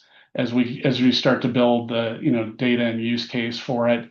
And then the final recommendations you can see are more than a year out right now. So this is really a big undertaking. It's something we do, regularly, but not every year. And so this is kind of the schedule that you're going to see. Do not worry that if you haven't been engaged with yet, that will come. It's just we're very, very early in that process. They're basically, kind of validating their common set of facts and where we're starting from in the system. So I will take this down now and. Great. We do have a couple questions. Nathan has a question about land use around stations. Nathan? Yeah, this was just before Patrick, you mentioned something about this. So it is my understanding that you guys do own a lot of the land around the stations. I guess my question is, so I live in Central Park and there are 3 empty lots and then 3 parking lots. And there's Peoria Station, which has 1 parking lot and then nothing else at all. What's kind of the delay here in building up the area around the stations, since it seems like such an obvious opportunity to, increase your tax base, build people first infrastructure, build apartments and shopping opportunities, and really create like small communities focused around these transit stops and also introduce more ridership by doing so? Like, what is the obstacle to doing that? So one of our obstacles was we used to be required until I think it was signed last year, required to recoup market pricing on the bus stops or on any of our land. We could not sell at anything other than market price, which creates an impediment for alternatives. A lot of cities have their own affordable housing incentives. And so when you compared our parking lots to some of the other incentives that were out there, that was a big suppression on interest. We have more flexibility now. We can consider other potential benefits. Obviously, affordable housing is a big one that is a natural for us to take advantage of building a community around that stop. We can look at other potential societal benefits too, and kind of put together more of a little bit more of a holistic plan rather than just did you get market rate back for us? And so I think that probably was one of our bigger obstacles. I think we've got some good staff that are starting to work, with people to come up with some different concepts for our land. But yeah, those parking lots are they're environmentally bad, they're operationally bad, they're not being kept up, and they're not in people's tax base. So there is a huge incentive for us to kind of do better with our engagement. And I'm seeing it kind of interest pick up everywhere. I've got some people down in Highlands Ranch that are looking at affordable senior housing opportunities. So we're seeing it kind of really pick up, and I hope we have some momentum going forward. Would it be Nathan, okay if I ask a quick follow-up to that? please do.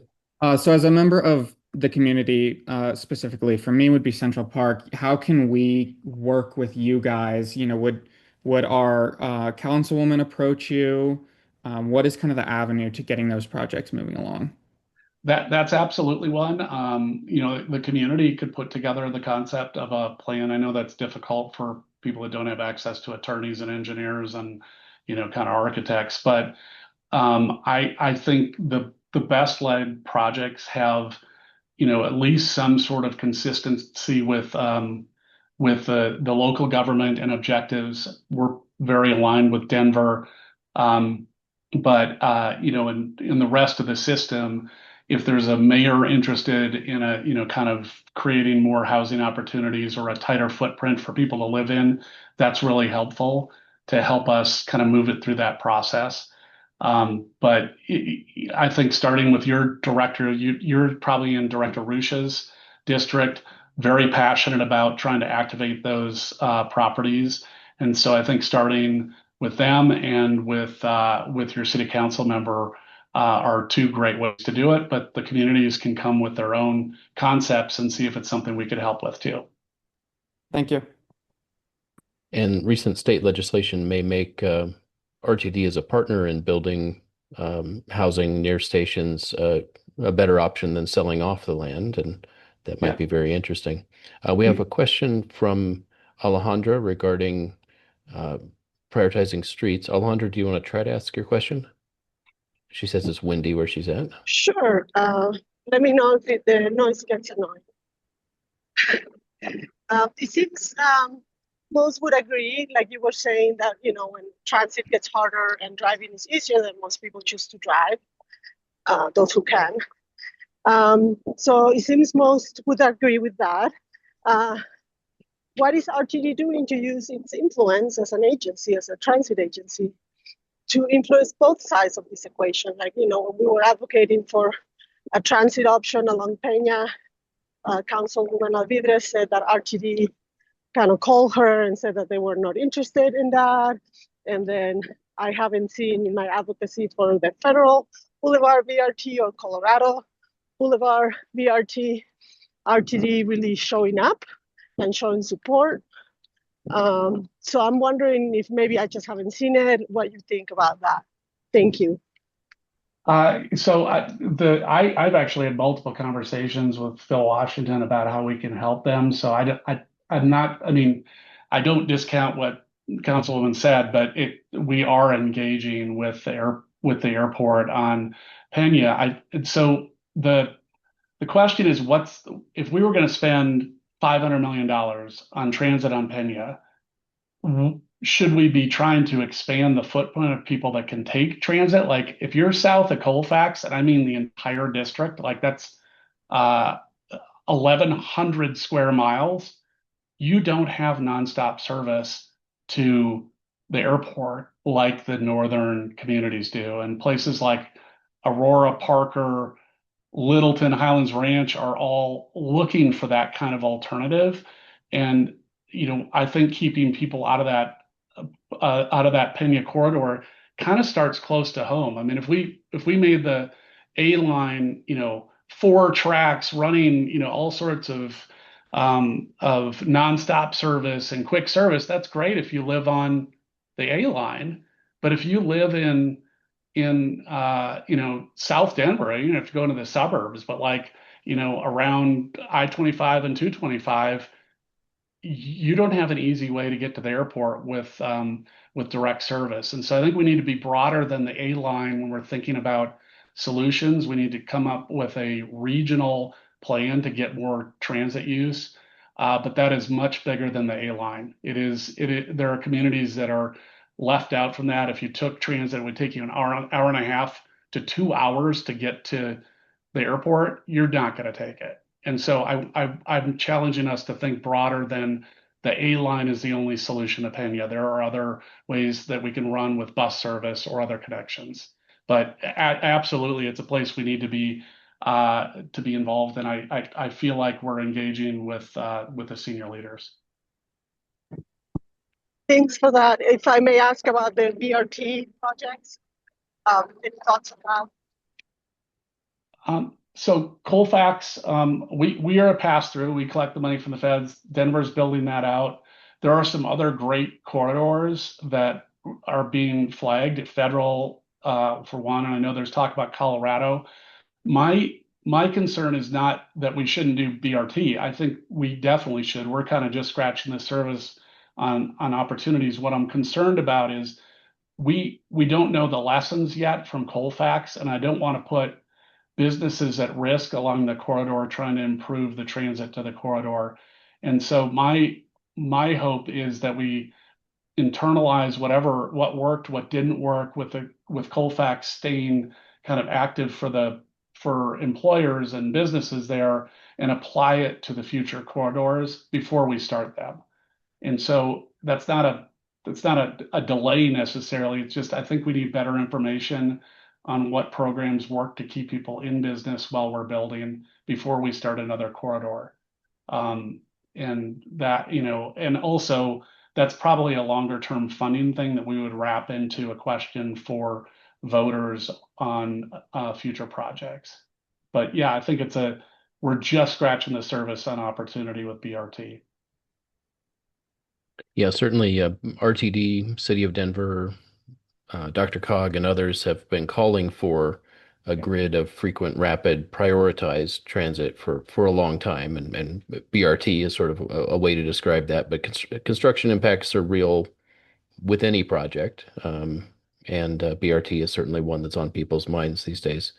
We have reached the end of our time for this topic. If you want to stay on, there's some people in chat coming up with more questions right now, and I'd love to hear if you had any few thoughts to put in the chat about your aspirations for the COA. What would you like to see the comprehensive operational analysis result in? But Board Chair O'Keefe, thank you so much for spending part of your evening with us.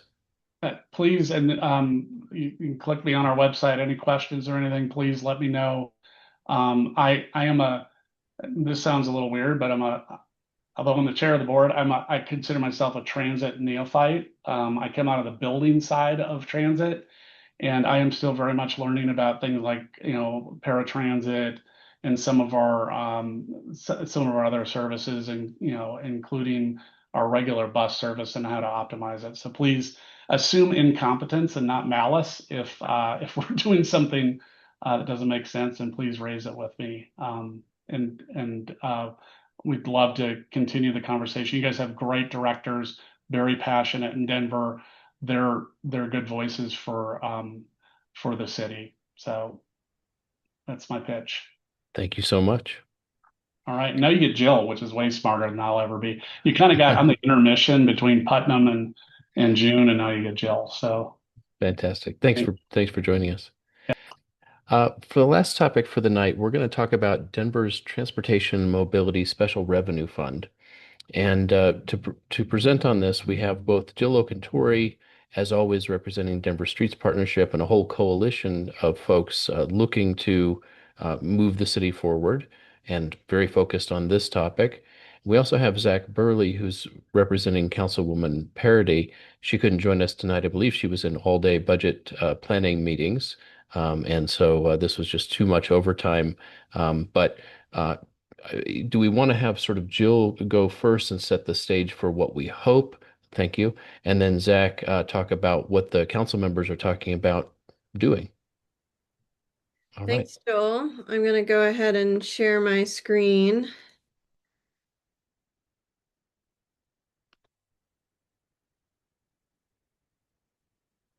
All right, start my slideshow.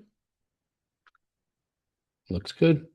So we are talking about funding for safe streets in Denver. This is an issue that the Denver Streets Partnership has been focused on for a decade or more. How we spend our money as a community is really one of the strongest indicators of what we value.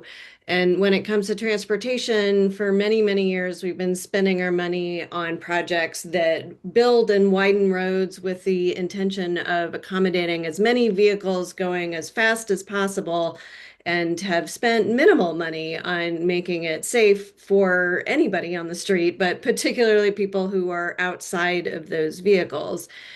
So we've long been advocating for shifting the balance of how we spend our money towards more safe projects that give people real transportation options besides driving.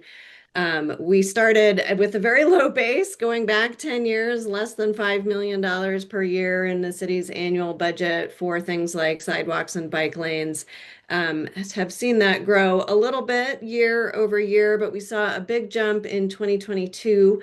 That's because just at the end of the previous year in 2021, City Council approved an ordinance that doubled the parking meter rate in Denver from $1 an hour to $2 an hour.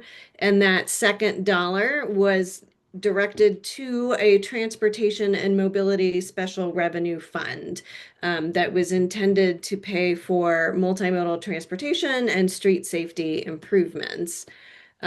This is an excerpt from the ordinance that established that fund, and you can see very clearly in the whereas clause at the beginning, it said the revenue was to support projects related to bicycles, sidewalks, safety, and transit improvements. But in the actual body of the ordinance, it was a little more vague.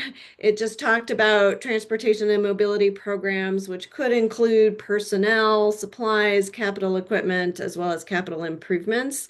And it also gave the chief financial officer the power to transfer any unused money out of this transportation and mobility special revenue fund back into the general fund. So when the fund was first established in 2022, the Department of Transportation stated its intention of spending 40% on transit, 20% on bike lanes, 20% on sidewalks, and 20% on Vision Zero. And that is, in fact, what they did in that first year with the $9.2 million. You can see on this slide, the dark purple is the base budget, what they had been spending on those categories before the Transportation and Mobility Special Revenue Fund money was added in. And then in the light purple, you can see how the Mobility Fund supplemented that base budget and how beneficial it was, particularly for transit. That was a huge leap in funding that we were spending on transit compared to previous years. But unfortunately, the uses of those revenues have changed pretty dramatically over the last 4 years away from that original intended purpose of walking, biking, transit, and Vision Zero. And it's become increasingly unclear exactly what the city is spending that money on. If you look at the budget book for 2026, this is how the uses of that fund are described pretty vaguely. Safe routes to school, safety, and the biggest bucket, 8.4 million, is for enforcement and parking operations. We have verified that $0 in 2026 is going towards capital improvement programs. So this is all things like staffing or educational programming, but not actual investing in sidewalks, bike lanes, or other street designs that improve safety for everybody. And this is especially distressing when we're seeing traffic fatalities continue to rise, hitting record levels, 93 people killed just trying to get around Denver's streets in 2025. And so this informed the report card that the Denver Streets Partnership and several of our coalition partners put out evaluating Mayor Johnston's performance on transportation issues compared to what he had committed to as a candidate.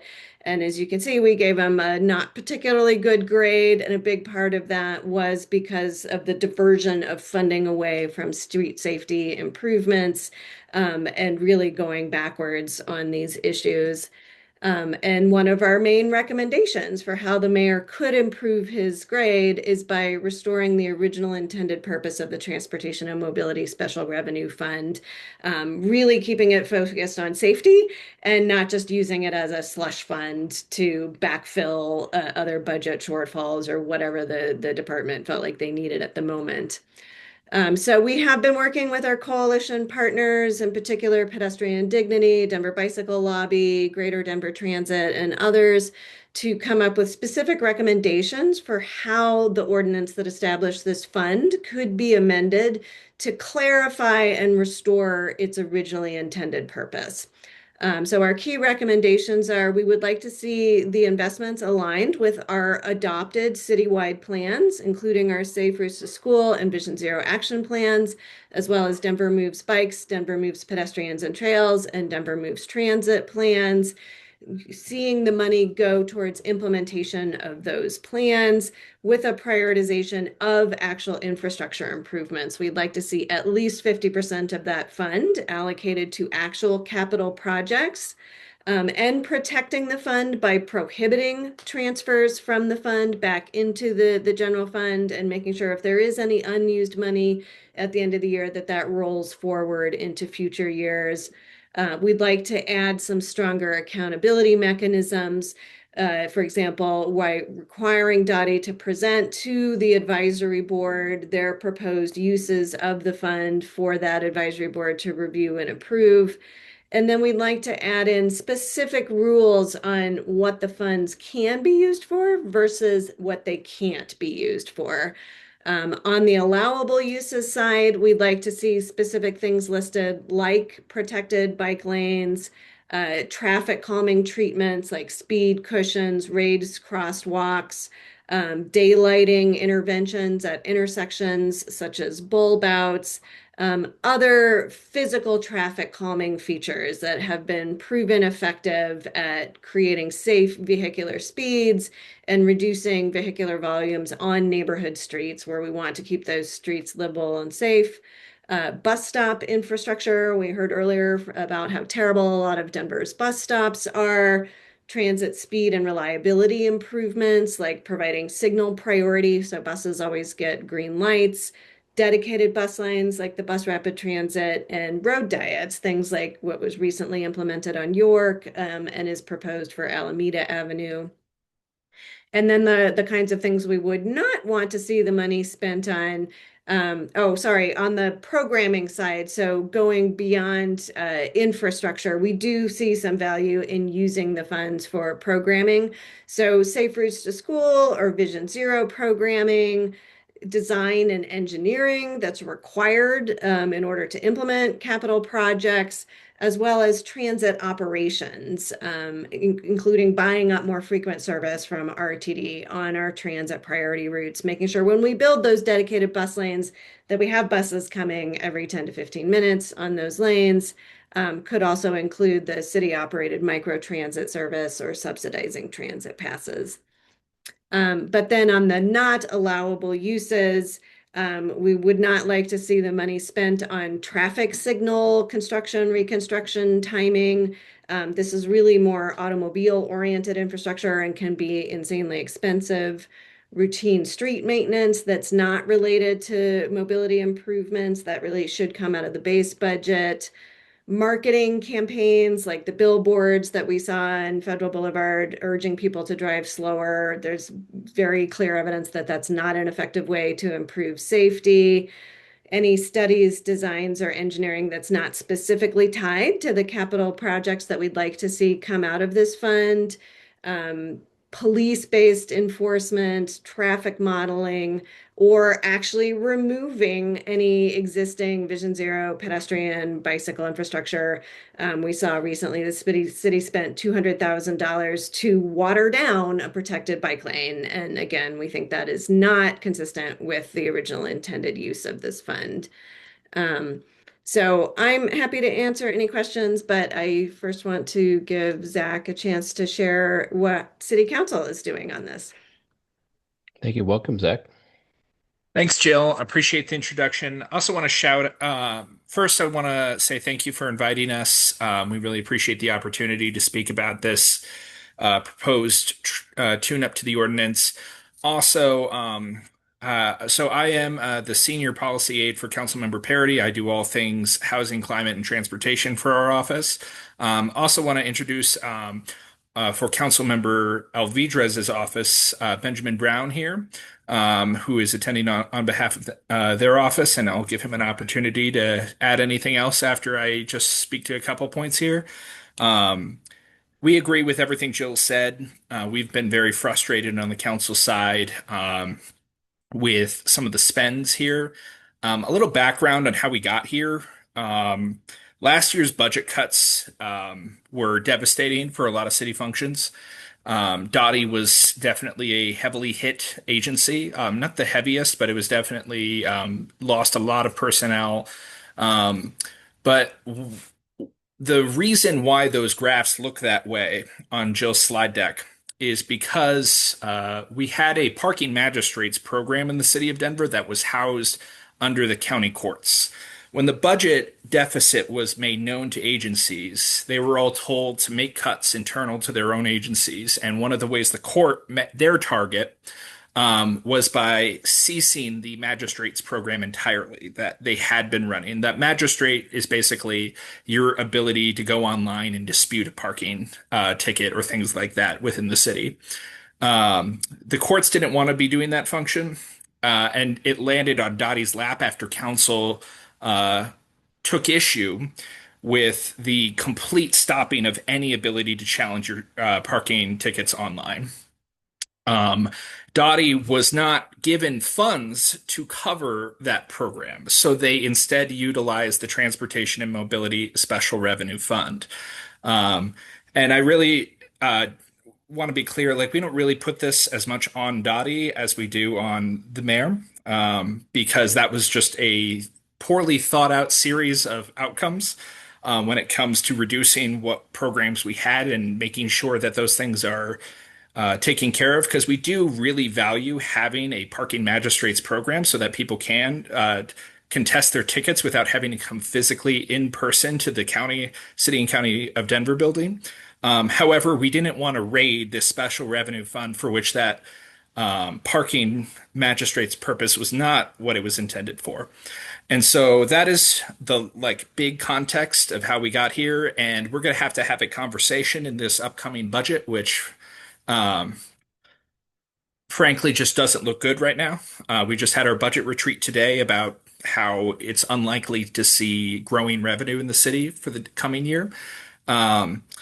And so we're going to have to find some other way to fund that magistrate function, but we're feel very strongly about the need to clean up this transportation mobility special revenue fund and get it back to its intended purpose, and get the spend in line with what you were seeing in those early years when it was just getting started. So I'll leave it at that, and we can get into Q&A and go a little bit deeper, but I want to give Ben an opportunity to speak for Councilwoman Alvidrez's office. Yeah, hello everybody. My name is Ben Brown, and I'm a council aide, policy council aide for the office of Councilwoman Alvidrez. We also are interested in cleaning up the transportation special revenue fund for a couple of reasons, and the biggest concern from Councilwoman Alvidrez is the fact that Safe Routes to School wasn't funded, and we believe that children getting to and from schools safely is most important, especially as we've seen those traffic deaths and incidents and accidents rise over the years. So we think that's very important. So cleaning up and getting this, mimicking exactly what Zack said, getting this fund back to its intended use is very important for our office. Well, thank you. We can turn to some questions if you're ready for that. Harvey had a question about the source of funding. Yeah, Nathan Harvey, I'm sorry. No worries. I guess this is a bit of a catch-22, right? If you're relying on parking fees as a source of income, similar to like a gas tax, and then you're using that money to try and disincentivize people, driving places and parking downtown and stuff like that. Is there a concern there about kind of cutting off your own legs by accident? I know that's a long-term problem, and obviously we need to fix this funding source now, but I'm just wondering if there's any thought about where else we could get money from. I can speak to that for a little bit. I'm curious what Jill would say in response as well, but we know that there are other ways of gathering revenue in the city. And I will just say, like, for the car-based functions, I don't see those going away anytime soon, even if we find some short-term diminishing to the overall number of cars moving through Denver and utilizing all of those parking meters. Nevertheless, I take your point that if we're succeeding in our goal, we are reducing the amount of revenue that flows into that fund. And I do think the city just has to get more creative about its overall revenue picture. What we're seeing in the last few budget years is heavy over-reliance on sales tax and some structural imbalances in the general fund.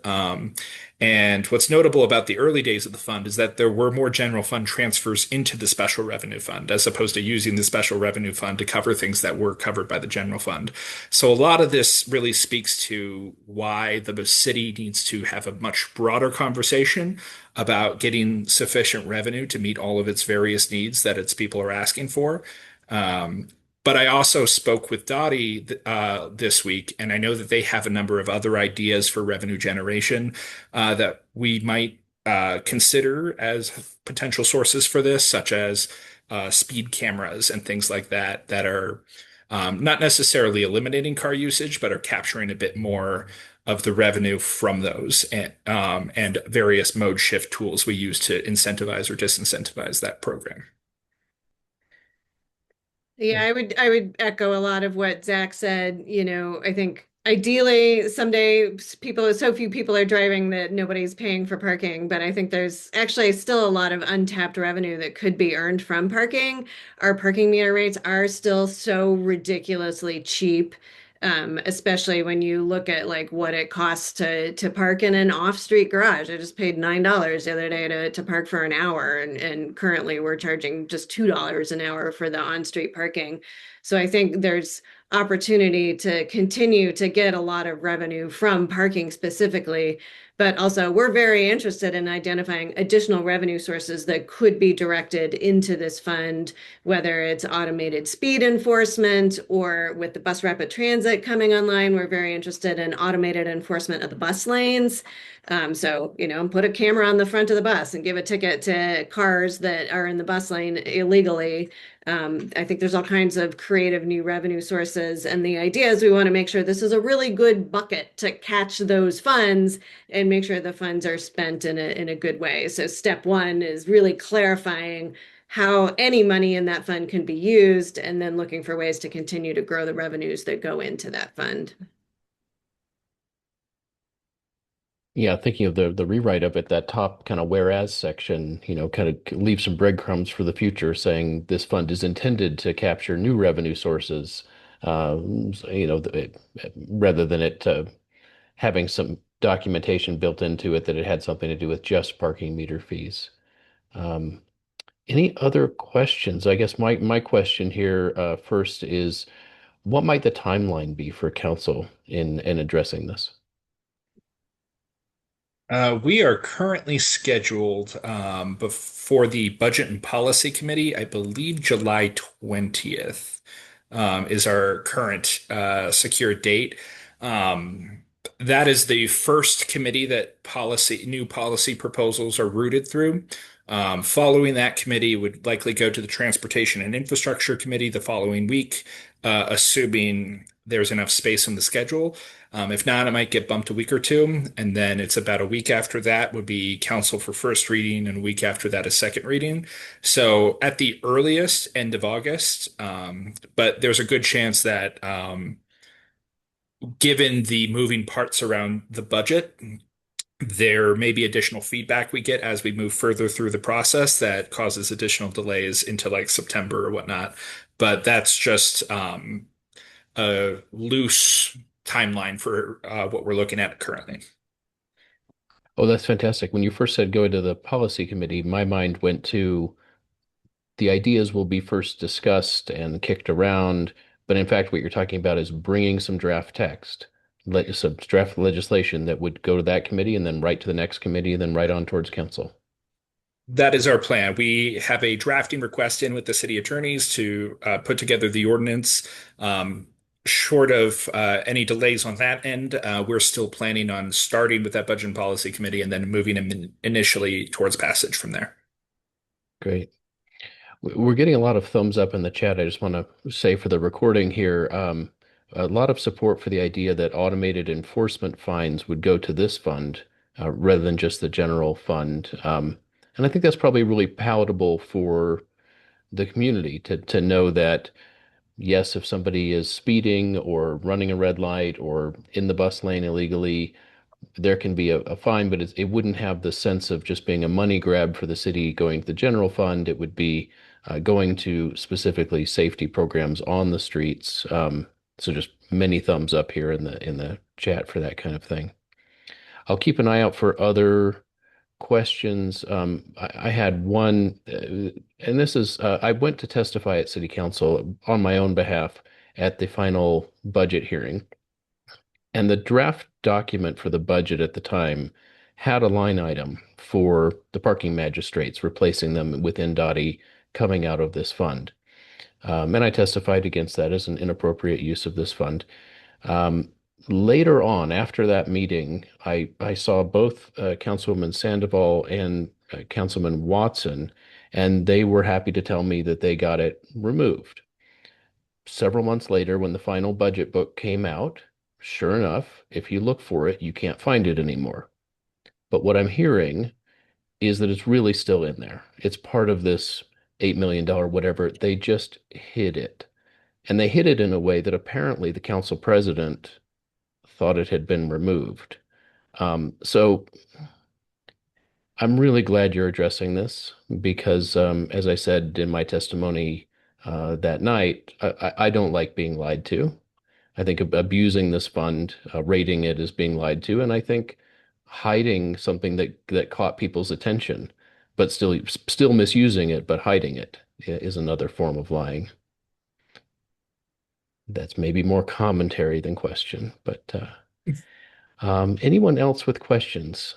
You can type it in, raise your hand. Rob Toughness.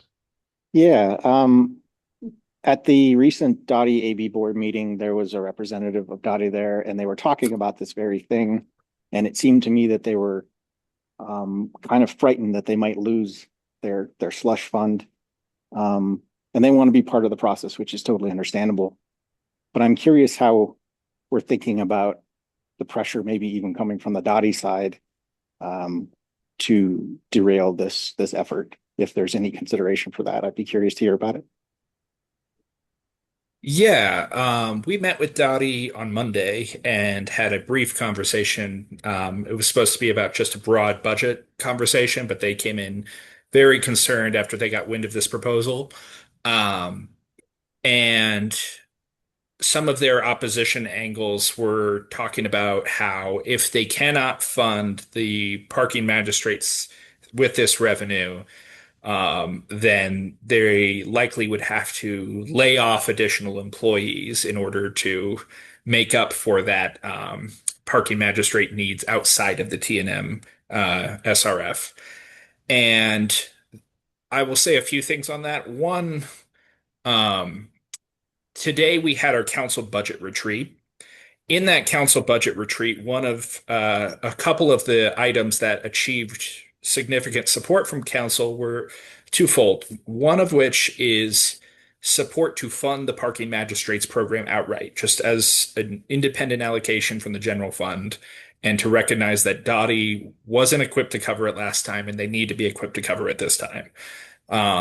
The other piece there is DOTI raised concerns that even if we put additional capital funds into that SRF, they don't have sufficient project managers on staff to move the dollars.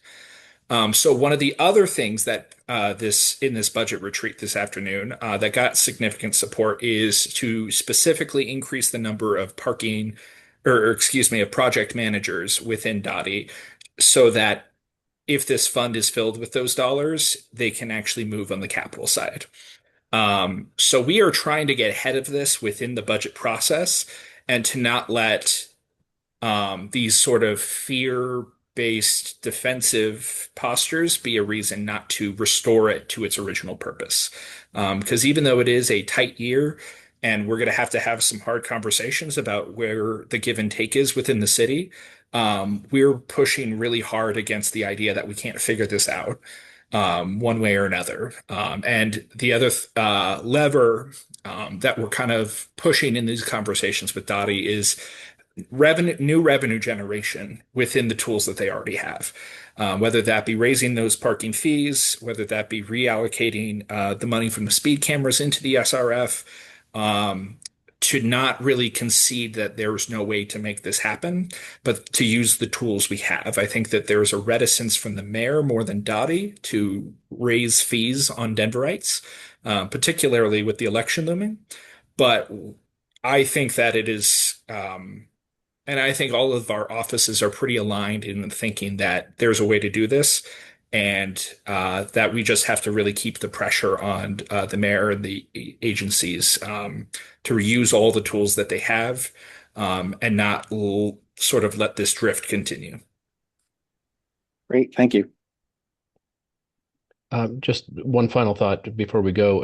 At the same budget hearing, there was a lot of questioning about DOTI's reduction in staff for right-of-way enforcement, which apparently pays for itself.